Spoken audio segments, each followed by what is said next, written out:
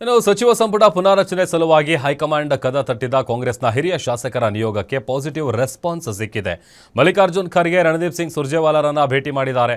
ಕಳೆದ 5 ದಿನಗಳಿಂದ ನವದೆಹಲಿಯಲ್ಲಿ ಬೀಡುಬಿಟ್ಟಿದ್ದ ಹಿರಿಯ ಕಾಂಗ್ರೆಸ್ ಶಾಸಕರ ನಿಯೋಗ ತಮ್ಮ ಗುರಿಯನ್ನ ಸಾಧಿಸಿದ್ದೇವೆ ಅಂತ ಹೇಳಿಕೊಳ್ತಾ ಇದೆ.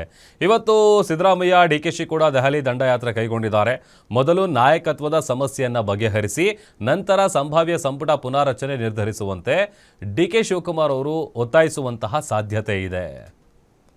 ಇದು ಜನ ನಾವು MLA ಸೀನಿಯರ್ MLA ಯಾರಿದ್ದೀವಿ ನಾವೆಲ್ಲರೂ ಸೇರಿ ಮೊನ್ನೆ ಡೆಲ್ಲಿಗೆ ಹೋಗಿದ್ದು ನಮಗೆ ಮಾನ್ಯ ಖರ್ಗೆ ಸಾಹೇಬರು ಭೇಟಿ ಮಾಡಿ ಸುರ್ಜೇವಾಲಾ ಅವರನ್ನು ಭೇಟಿ ಮಾಡಿ ಇವತ್ತು ನಾನು ಬಂದಿದ್ದೀನಿ. ವೇಣುಗೋಪಾಲ್ ಅವರು ಇವತ್ತು ಕೊಡ್ತೀನಿ ಅಂತ ಹೇಳಿದ್ದಾರೆ. ಇವತ್ತು ಅವ್ರು ಭೇಟಿ ಮಾಡ್ತಾರೆ.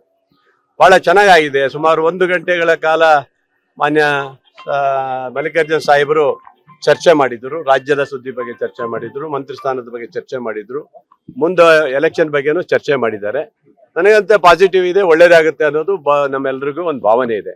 ನಾವು ಹೋದರೆಲ್ಲರೂ ಮಂತ್ರಿ ಆಗ್ಬೇಕಂತ ಯಾರು ಕೇಳಿದಾರಲ್ಲ, ಕೆಲವರು ಒಂದಿಷ್ಟು ಜನರಿಗೆ ಆದ್ಯತೆ ಮಾಡಿ ಕೊಡಿ ಅಂತ ಕೇಳಿದ್ದಾರೆ. ಈ ವೇಳೆ ಸರ್ ನೀವು ಹೋದ ಸಂದರ್ಭದಲ್ಲಿ ಸುರ್ಜೇವಾಲಾ ಅವರೇ ಈ ಪವರ್ ಶೇರಿಂಗ್ ಬಗ್ಗೆ ಪ್ರಸ್ತಾಪ ಮಾಡಿದ್ರಂತೆ. ಹೌದು, ಏನ್ ಸರ್ ಅವರು ಹಿಂದೆನೆ ಹೇಳಿದ್ದವರು 2.5 ವರ್ಷಕ್ಕೆ ನಿಮ್ಗೆ ಪವರ್ ಇದು ಬೇರೆ ಚೇಂಜ್ ಮಾಡ್ಕೊಡ್ತೀವಿ, 2.5 ವರ್ಷದ ನಂತರ ಚೇಂಜ್ ಆಗುತ್ತೆ ಅಂತ ಹಿಂದೆ ಅವರೇ ಹೇಳಿರೋದು. ಅದೇ ಕೇಳಕ್ ನಾವು ಹೋಗಿರೋದು, ಬೇರೆ ಇದಲ್ಲ. ಅದನ್ನು ಸಹ ಮಾನ್ಯ ನಮ್ಮ ರಾಷ್ಟ್ರೀಯ ನಾಯಕರಿಗೂ ಭೇಟಿ ಮಾಡಿದಾಗ, ಮಲ್ಲಿಕಾರ್ಜುನ ಸಾಹೇಬರು ಭೇಟಿ ಮಾಡಿದಾಗ ಅದೇ ಹೇಳಿರೋ ನಾವು. ಇದು 2.5 ವರ್ಷಕ್ಕೆ ಚೇಂಜ್ ಮಾಡ್ಕೊಡ್ತೀವಿ ಅಂತ ಅವರೇ ಹೇಳಿದ್ರು ಸರ್. ಆನಂತರ 3 ವರ್ಷ ಆಗ್ತಾ ಬಂತು. ಈಗ ನಾವು ಸುಮ್ಮನೆ ಕೂತಿದ್ದೀವಿ. ಎಲೆಕ್ಷನ್ ಬಂದಿದ್ರಿಂದ ದಾವಣಗೆರೆ ಮತ್ತು ಬಾಗಲಕೋಟೆ ಇರೋದ್ರಿಂದ ನಾವು ಅಲ್ಲಲ್ಲಿ ಕ್ಯಾನ್ವಸಿ ಹೋಗಿದ್ರಿಂದ ನಮಗೆ ಮಾತಾಡ್ಲಿಕ್ಕೆ ಆಗಿಲ್ಲ ಅಂತ ವಿಚಾರವನ್ನ ನಾವು ಸ್ಪಷ್ಟವಾಗಿ ನಾವೆಲ್ಲರೂ ನಾಯಕರು ನಾವು ತಿಳಿಸಿದ್ದೀವಿ. ಇವತ್ತು ನಾಯಕತ್ವ ಬದಲಾವಣೆ ಬಗ್ಗೆ ಏನಾದ್ರು ಅಭಿಪ್ರಾಯ? ಅದ್ರ ಬಗ್ಗೆನೂ ಏನು ಚರ್ಚೆ ಆಗಿಲ್ಲ. ಅದ್ರ ಬಗ್ಗೆನ ಏನು ಮಾತಾಡ್ಲಿಲ್ಲ. ಇದು ಜನ ನಾವು MLA